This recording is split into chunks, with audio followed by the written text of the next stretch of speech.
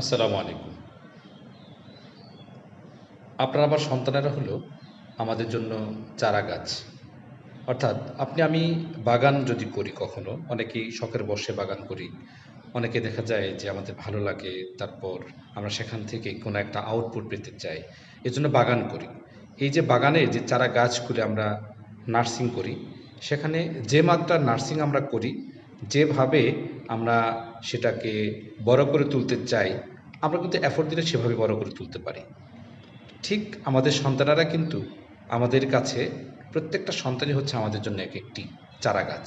আমরা ছোটবেলায় এই সকল সন্তানদের আমরা যেভাবে নার্সিং করব, আমরা আউটপুটটা কিন্তু ঠিক সেই মাত্রায় পাবো।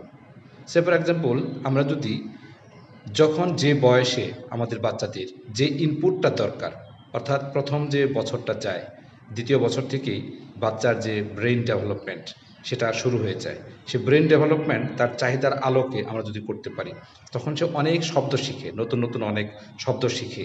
এই যে শব্দের যে চাহিদা বা এই শব্দের যে যোগান বা এই শব্দ, নতুন নতুন শব্দ তৈরি করার ক্ষেত্রে আমরা যদি তাদেরকে সহযোগিতা করি, তাহলে দেখবেন যে বাচ্চা অত্যন্ত সুচারুরূপে সে সেন্টেন্স মেকিংটা করতে পারে। অর্থাৎ সে বাকপটু হয়, সে ভালো ভালো কথা বলতে পারে, অর্থাৎ তার শব্দের কোনো অভাব হয় না।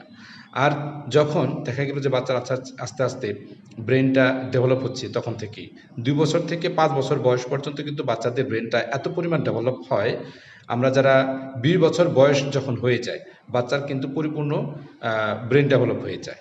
কিন্তু মজার ব্যাপার হচ্ছে, বাচ্চার এই সময়টাতে একজন অ্যাডাল্ট মানুষের যে ব্রেইন ডেভেলপমেন্ট হয়, তার চেয়ে অনেক বেশি পরিমাণে ব্রেন ডেভেলপ হয় এই 2 থেকে 5 বছর যে বয়সটি, এই বয়সে।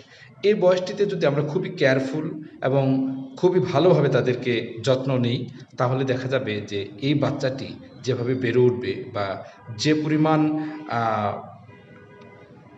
যে পরিমাণ আত্মবিশ্বাসী হবে, এরকমটা কিন্তু অন্যান্য বাচ্চারা যাদেরকে এইভাবে কেয়ার নেওয়া হয় না, তারা কিন্তু হতে পারবে না। বিশেষ করে আমরা যদি আহ, বাবা মা উভয়ে যদি চাকরি করি, তাহলে দেখা যায় যে আমরা অন্যের কাছে বা ডে কেয়ারে এরকম একটা সাহায্য কিন্তু আমরা নিয়ে থাকি অন্যের, কিন্তু এই অন্যের সাহায্য সহযোগিতা নিয়ে যে বাচ্চাগুলি বড় হয়, সে বাচ্চার যে প্রকৃত যে ডেভেলপমেন্ট, সেই ডেভেলপমেন্ট কিন্তু আসলে হয় না।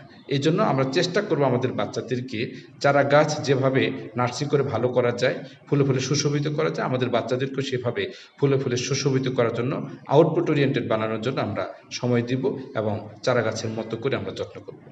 সালাম আলাইকুম।